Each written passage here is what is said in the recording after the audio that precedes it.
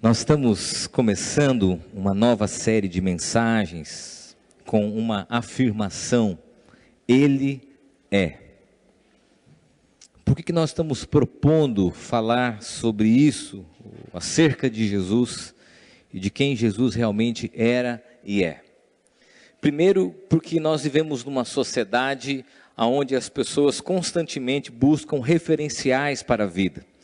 Nós vivemos numa geração digital que busca, através dos seus influenciadores digitais, os influencers, os youtubers, pessoas que de alguma forma se estabeleçam como um modelo, como um paradigma para a vida. Isso não só acontece com os mais jovens e os adolescentes, a galera conectada a esse novo momento que nós vivemos, mas com a gente. A minha geração também tinha lá os seus ídolos, os seus paradigmas, os seus referenciais, que construíam em nós sempre a expectativa de ser como aquela pessoa.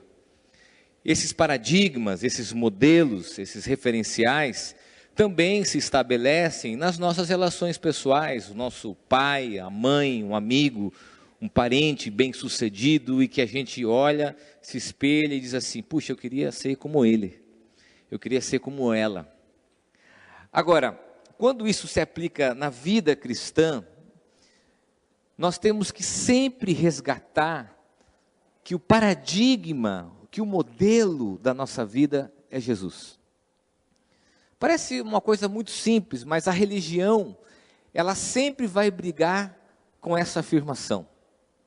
Tem muita gente que está mais preocupada em seguir o líder, o pastor, a igreja, a denominação, o espaço, o local, a experiência que aquele local proporciona, do que uma fé que tem como modelo a vida de Jesus. A afirmação dessa série é simples: nós temos que olhar para Jesus como referencial da nossa vida. Olhar para Ele como um modelo das nossas relações. Olhar para quem Ele era, para quem Ele é e estabelecer nele os nossos referenciais. Quando eu digo isso, eu digo inclusive que a minha vida está abaixo do referencial que é Cristo. E a religião e a igreja têm que ter a coragem de dizer isso constantemente, que nós olhamos para a vida, para o modelo, para o caráter e o exemplo de Jesus. É sobre Ele. Nós estamos aqui sobre Ele e é tudo sobre Jesus. E constantemente nós precisamos refletir, reavaliar esse princípio tão fundamental de que é Cristo a referência da nossa comunidade. E a ideia nesse mês é fazermos isso. Vamos parar e vamos olhar para Jesus e resgatar a vida dele, o ministério dele, como um modelo para a nossa vida, para as nossas relações e para a nossa comunidade. Ok? Então, nós precisamos desconstruir essa ideia de líderes, de pessoas superpoderosas, pessoas mágicas, de a igreja mais legal da cidade, para olharmos para a vida de Cristo como modelo. Agora, não seria melhor então, ao olharmos para esse modelo, para a vida de Jesus, buscarmos as respostas a respeito dele nas suas próprias palavras? Não seria melhor ouvir de Jesus o que Jesus disse sobre si mesmo? Como Jesus se definiu?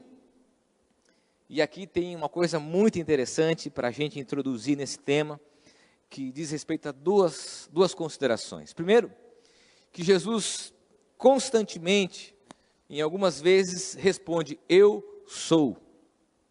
Eu sou. Na verdade, são 7 episódios, são 7 declarações que Jesus faz sobre si mesmo. E a primeira consideração que a gente pode fazer diante disso, é que do ponto de vista psicológico, uma pessoa se definir, ou se autodefinir, é porque ela tem uma consciência muito clara sobre si mesmo, e atingiu uma maturidade para dizer quem ela é. Dependendo da teoria de personalidade que você estiver estudando ou não, uma pessoa dizer eu sou, como eu, por exemplo, eu posso dizer eu sou, e daqui a alguns anos você encontrar comigo e dizer, não, eu não sou mais. Eu não sou mais. Há 5 anos atrás, você perguntar quem eu era, eu definiria você, o Caio, a partir de uma experiência. Hoje, eu definiria o Caio a partir de uma outra experiência. Mas Cristo, Jesus, tem uma convicção de quem Ele era, ao ponto de dizer, eu sou. Se estabelece como alguém bem resolvido, extremamente consciente de quem Ele era. Poderia dizer, maduro, com 33 anos de idade. Ter a plena convicção de quem Ele era. De quem exatamente Ele era. Essa é a primeira consideração. Um referencial para a nossa vida de alguém que tinha plena consciência de quem Ele era.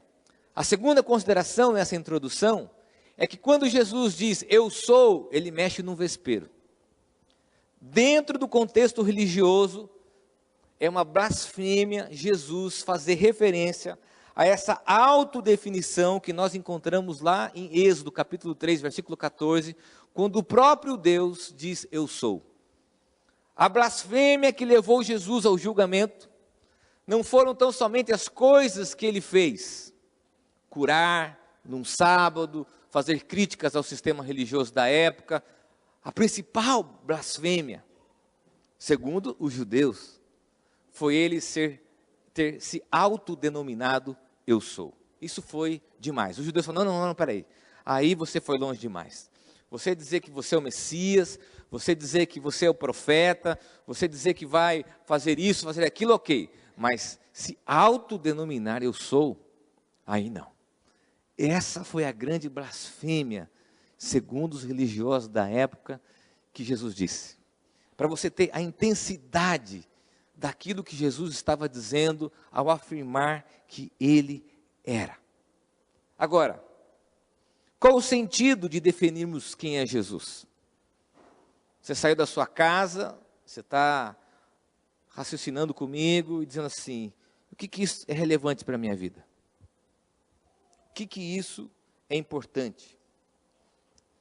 Eu creio que isso é importante, primeiro, para que nós tenhamos uma fé bíblica e você olhe para a vida de Jesus. E segundo, para que você compreenda que a definição de quem Jesus era está extremamente ligado àquilo que Ele pode fazer na sua vida. Você entende? A definição de quem Jesus era, ou a sua autodefinição, está intimamente ligado à capacidade de Jesus de transformar as nossas vidas. E hoje eu queria falar sobre uma das primeiras autodeclarações de Jesus, que é, eu sou a luz do mundo. Eu sou a luz do mundo. Abra sua Bíblia em João, capítulo 8, versículo 12, seu celular, ou acompanhe na projeção. Nós vamos ver e vamos estudar nesse mês, como nós temos no mês de julho apenas 5 domingos, 5 dessas autodeclarações, ou dessas autodefinições de Jesus, mas são 7.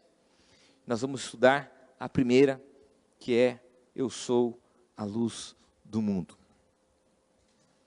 Diz assim o texto, de novo Jesus começou a falar com eles e disse, eu sou a luz do mundo, quem me segue nunca andará na escuridão, mas terá a luz da vida.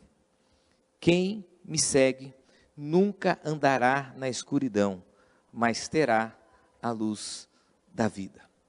Quando Jesus faz essa afirmação sobre si mesmo, ele faz inicialmente uma referência a uma celebração, uma cerimônia, onde os judeus acendiam 4 grandes candelabros de ouro para simbolizar a coluna de fogo com que Deus guiara o povo lá no deserto, conforme Êxodo capítulo 13, versículo 21. Agora, no Evangelho de João e nessa afirmação, o termo luz se refere à revelação de Deus através de Jesus. Então, para aqueles que gostam de estudar aqui, eu vou fazer uma definição um pouco mais ampla. A luz aqui não tem a ver com a razão, com o entendimento, conforme o pensamento grego. Não é a luz do ponto de vista metafísico, luz como a consciência de si mesmo, não é esse tipo de luz. Mas é a luz no sentido da revelação de Deus, Deus se revelando na existência humana, Deus se mostrando diante daquilo que nós chamamos de humanidade, e principalmente revelando o seu amor. E quando Jesus faz essa afirmação de que Ele é a luz do mundo, está presente aqui um dualismo ético. Vou explicar.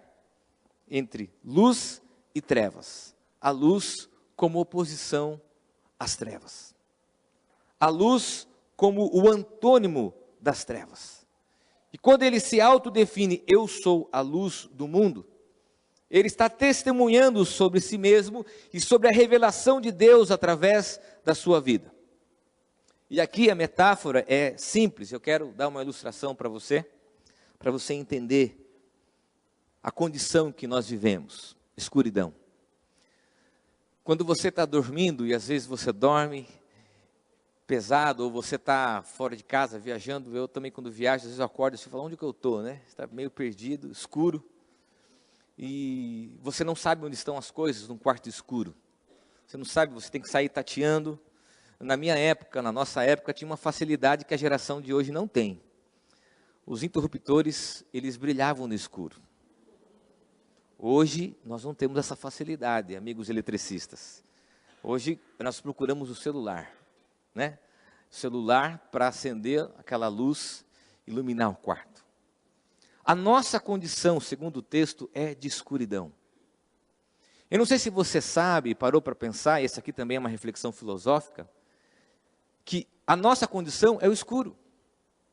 A condição humana é escuro. A noite é a nossa condição. Amanhã só haverá luz, porque o sol vai brilhar como um grande satélite sobre nós, irradiando a sua luz sobre a nossa vida.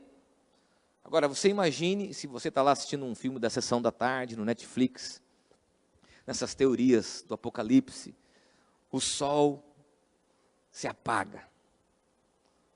O sol cessa o seu calor. Qual é a nossa condição? Escuridão. É exatamente isso que o texto está dizendo. Que a condição de vida do ser humano é escuridão. E que a revelação de Deus através de Jesus é que traz sentido e significado para a nossa vida. Olha só o que Tim Keller diz quando faz referência a essa ideia de luz e escuridão, desse dualismo. Ele diz assim: o mundo é um lugar escuro e que jamais encontraremos o caminho ou enxergaremos a realidade a menos que Jesus seja a nossa luz. Essa é a afirmação de Jesus ao dizer, eu sou a luz do mundo. Alguns anos atrás, eu era pastor da 4ª IPI aqui de Sorocaba, e nós fizemos uma viagem para um passeio lá nas cavernas de Petar. O Eliel estava junto comigo. Não vou falar nenhuma piada, Eliel, fique tranquilo, estou falando para você, estou citando você, tranquilo. E nós dividiram os grupos, um grupo mais radical e um grupo mais medroso. E eu e o Eliel ficamos nesse grupo dos mais sábios, vamos dizer assim, né? Andamos lá, chegamos no lugar, entramos numa caverna, numa daquelas cavernas lindas, um lugar maravilhoso. E quando chegou lá dentro, o guia falou assim, agora eu vou apagar aqui a minha lanterna, uma lamparina, tem um nome que nem pode mais usar, mas na época podia usar. E ele apagou. Que pavor! Você não conseguia enxergar um centímetro, nem o movimento das suas mãos, uma escuridão intensa. E ele ainda brincou, e eu confesso que por alguns segundos eu entrei em pânico, assim, nossa, eu não estou conseguindo acender. Você imagine o desespero.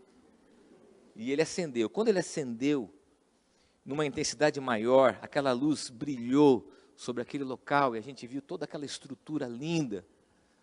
E você fica ali, embasbacado com aquela beleza. Mas a realidade daquele lugar não é a luz. A realidade daquele lugar é a escuridão. Assim como a nossa realidade, como a nossa condição de vida. Sem a luz, a nossa condição é trevas. Nós não paramos para pensar nessa reflexão simples do texto.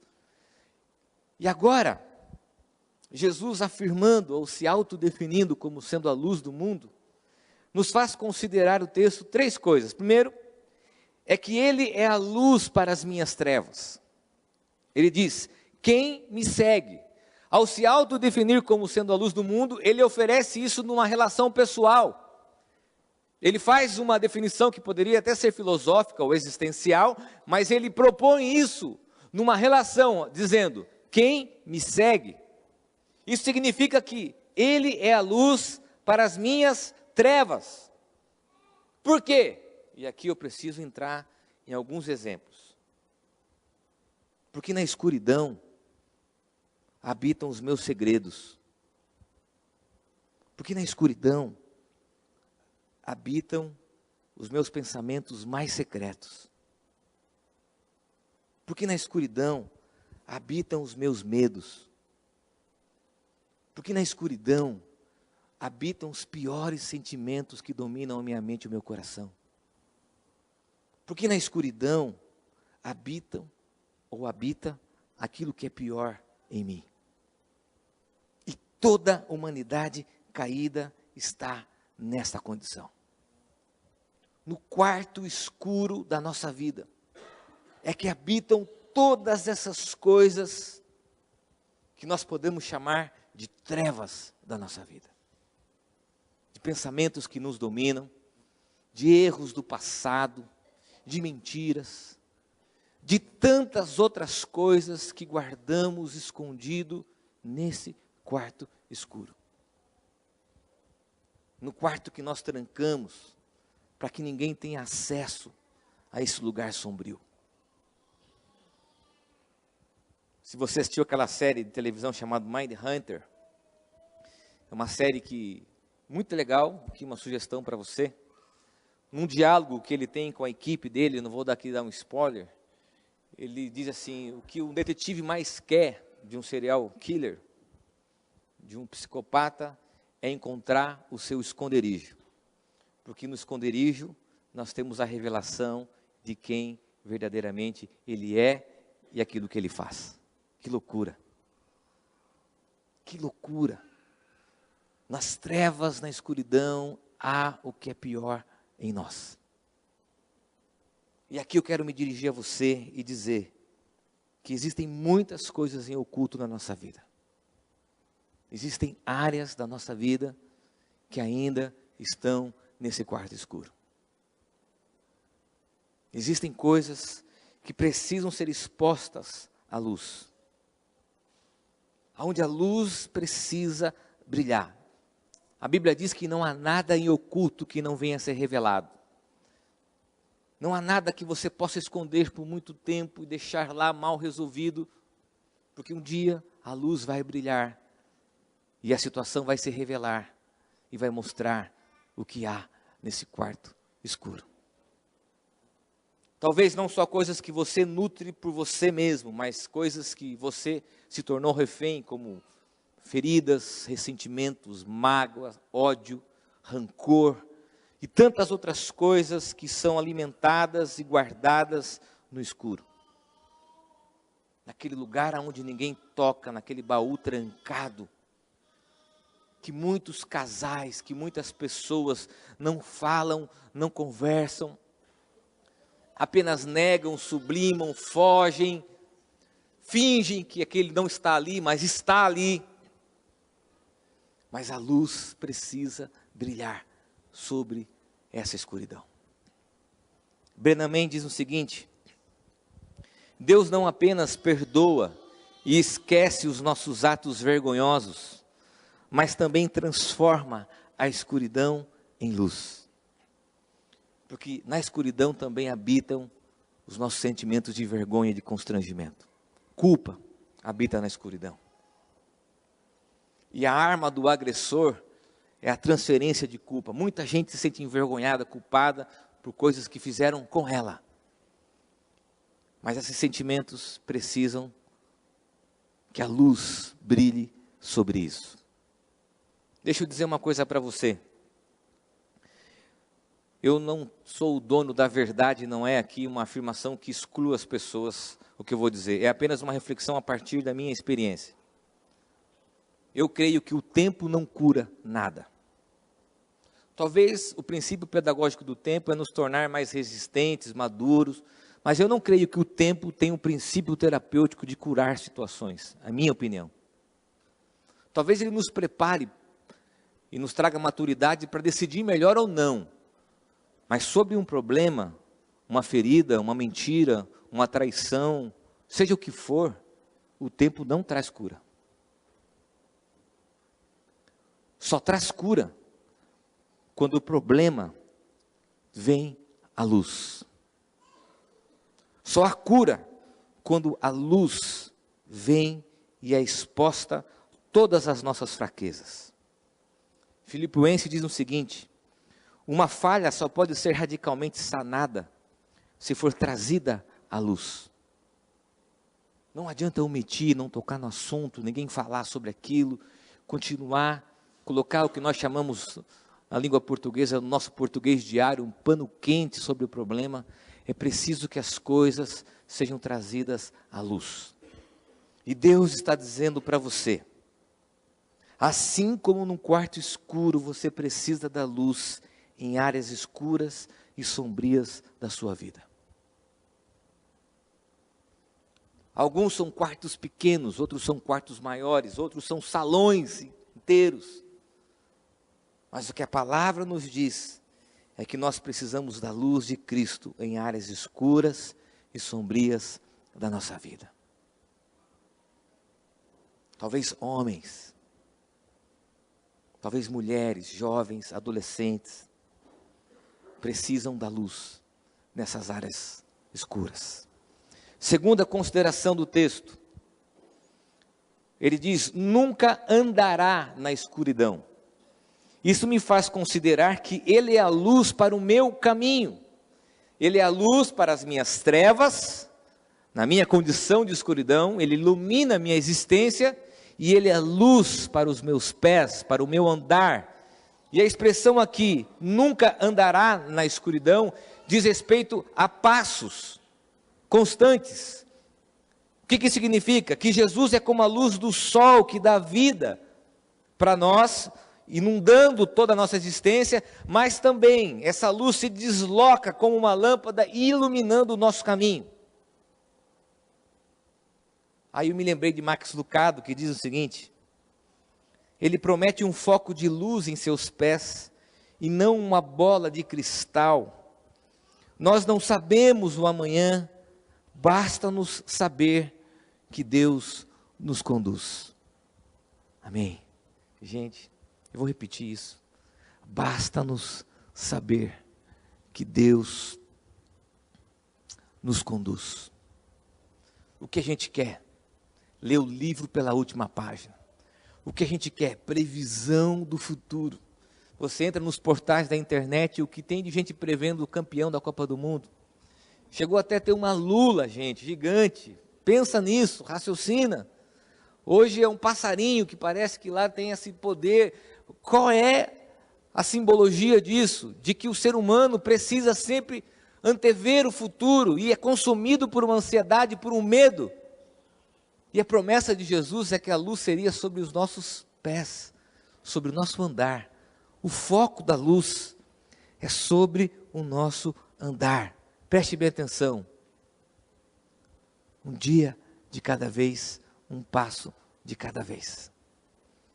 Tem gente olhando para frente e vai tropeçar no escuro, assim como você tropeça no quarto quando você acorda e a luz está apagada. Tem gente sendo consumida por um medo daquilo que pode acontecer, sem descansar na promessa de que a luz de Cristo sobre nós nos faz descansar que nós não andaremos na escuridão. Deus vai nos dar direção, discernimento, vai cuidar de nós. Qual é a aplicação dessa afirmação bíblica? É que constantemente nos vemos confusos e inseguros quanto ao futuro. Todos nós, eu confesso que como pai me vejo às vezes em algumas situações assim. Quando você fala, meu Deus, e agora? Como nós vamos fazer? Talvez você hoje aqui é uma dessas pessoas preocupada com o futuro. emprego, carreira, saúde, filhos, contas. Mas como num quarto escuro, nós não conseguimos enxergar tudo à nossa volta. E o que nós precisamos fazer a respeito do texto é o quê? Confiar que a luz de Jesus, ouça bem, que a luz de Jesus nos iluminará diante daquilo que possa surgir. Eu estou andando, a luz de Jesus clareando os meus pés, e aquilo que possivelmente possa surgir, eu vou enxergar. Agora, a minha ansiedade me faz ver 1, 2, 3, 4 quilômetros à frente, e nós não vamos conseguir ver. E a promessa dele é para que essa luz seja projetada sobre os nossos pés. Um dia de cada vez. Quero contar uma experiência aqui pessoal para você, que é uma das nossas orações. Se você entrar nas nossas redes sociais, minha e da Aline, o nosso texto lá, sempre está falando um dia de cada vez. Nós temos um filho de 10 anos, vai completar 10 anos agora, o Enzo, dia 25 de agosto, olha que benção. Quando ele nasceu, os médicos disseram o seguinte, olha, vai ser 15 dias. Depois os médicos disseram assim, olha, vai ser um dia. E agora, dia 25 de agosto, ele completa 10 anos. 10 anos. 10 anos. 1 ano e meio de UTI, fora as idas e vindas. As pessoas nos perguntam assim, como que vocês conseguiram? Sinceramente, lá atrás, nós não olhávamos como seria depois de 10 anos. Nós sempre olhávamos como seria naquele dia. E aprendemos a viver um dia de cada vez. Porque a promessa de Jesus é que Ele estaria conosco todos os dias. Terceira consideração do texto. E aqui nós temos uma mudança do foco da luz. Nós temos a luz sendo projetada através de Jesus na nossa existência, na nossa humanidade. Nós temos a luz sendo projetada, sendo iluminando o nosso caminho. E nós temos a luz de Jesus também brilhando através da nossa vida. Jesus é extremamente sábio, usando dessa metáfora, dessa figura de linguagem da luz, para que a gente também entenda que eu e você precisamos brilhar a luz dele através da nossa vida. O texto diz, mas terá a luz da vida. John Piper diz o seguinte, não estamos na escuridão para nos tornarmos escuros, estamos para ser a luz. Deixa eu fazer uma pergunta bem simples para você refletir. Você é luz ou você é trevas? Porque a trevas é a ausência de luz. Eu lembro antigamente naqueles desenhos mais antigos, que a pessoa vinha e em cima dela vinha uma nuvenzinha com raios, né, assim, tal, a nuvem como fosse formar uma chuva. Quando você chega num lugar, você irradia luz ou você irradia ausência, melhor, nem conseguiria irradiar ausência, ou você é ausência de luz. No seu ambiente de trabalho, no seu relacionamento interpessoal, na sua casa, você é luz, ou você é trevas, ou você é escuridão. Deixa eu dizer uma coisa para você, bem sinceramente, ser luz aqui é muito legal, até porque ele tem uma luz legal, bacana, não é verdade? Mas deixa eu dizer o seguinte, luz não brilha no claro, a luz brilha no escuro. Deus chama você para ser luz nos lugares aonde há escuridão, nos lugares aonde há necessidade de luz, e aqui nós podemos ampliar essa reflexão para diversas áreas da nossa vida. Luz na nossa casa, e entre nós, o lugar mais difícil de fazermos diferença é dentro da nossa própria casa. Eu subir aqui, pregar para vocês, estudar, gastar meu tempo, é desafiador. Mas eu viver isso na minha relação com os meus filhos, dentro da minha própria casa, com os meus pais, com os meus sogro e sogra, é mais difícil. Sabe por quê? Porque essas pessoas me conhecem. Elas ouvem o meu discurso e a minha prática, e o desafio é ser luz na minha casa. Sendo luz na minha casa, eu passo a ser luz nos meus relacionamentos interpessoais, família, trabalho, até que a luz se expanda pelos setores da sociedade que precisam da justiça, que precisam da luz para brilharem, para conhecerem a revelação do amor de Deus. Numa sociedade como a nossa, brasileira, que celebra a desonestidade, o jeitinho, a solução é sermos luz. No troco do supermercado ao nosso imposto de renda, na forma que nós lidamos diante dos nossos direitos e deveres, sermos luz para uma nação que está em trevas e que precisa de pessoas conscientes que devem brilhar a vida de Jesus através das suas atitudes. Eugene Peterson diz o seguinte: você está aqui para ser luz, para trazer as cores de Deus ao mundo. Deus não é um segredo a ser guardado. Chamado de Deus, e aqui há uma mudança do foco, da irradiação da luz, é que as pessoas vejam Jesus em nós e as nossas atitudes brilhem, ao ponto de influenciarmos pessoas que estão à nossa volta. A aplicação é simples. No quarto escuro, quando a luz acaba, quem mora na zona norte de Sorocaba sabe que isso acontece constantemente. No quarto escuro, uma das coisas que acontece é perdermos a capacidade de enxergar o outro. No escuro eu não consigo, talvez ouvir, mas eu perco a capacidade de enxergar o outro. Isso diz respeito à seguinte aplicação dessa metáfora: só através da luz de Cristo eu consigo enxergar plenamente quem é o outro. Enxergando quem é o outro, a minha luz também ajuda as pessoas a se identificarem, porque precisamos refletir a luz de Jesus em nossas vidas. A luz dele sobre a minha existência, sobre as minhas trevas, sobre a minha condição, sobre o meu quarto escuro. A luz de Jesus brilhando sobre o meu caminho, me orientando diante das circunstâncias da vida. E a luz de Jesus brilhando através de mim, nas minhas relações, casa, relacionamentos interpessoais e sociedade. Eu termino essa mensagem dizendo o seguinte: todas as definições ou autodefinições de Jesus pressupõem uma experiência pessoal com Ele. Quando Ele define luz, Ele propõe para que alguém o siga.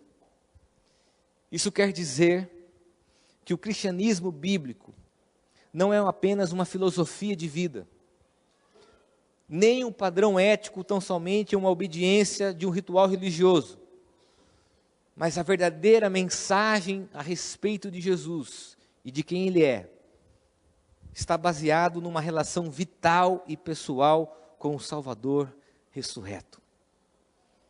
Ele não só se autodefine, mas Ele oferece isso para nós, para que possamos juntos usufruir daquilo que Ele é. Ele disse: eu sou a luz do mundo, e eu e você podemos usufruir disso em nossa vida. Diz que, você lembra que eu falei assim, o que isso tem a ver com a minha vida e com a sua vida? É que quando Cristo diz quem Ele é, Ele também oferece aquilo que Ele é na nossa relação pessoal com Ele. Nós usufruímos daquilo que Ele é e daquilo que Ele oferece. E eu termino com uma frase do C.S. Lewis, um dos meus autores prediletos, que diz assim: eu acredito no cristianismo como acredito que o sol nasceu, não apenas porque o vejo, mas porque por sua luz vejo todo o resto. Feche os teus olhos, eu quero orar com você.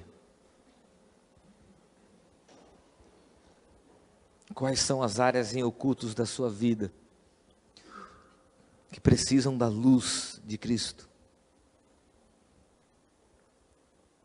Segredos, mentiras, falta de perdão, tantas coisas, rancor, histórias mal contadas, experiências que estão lá e você precisa verbalizar, talvez tratá-las, e você guarda no escuro.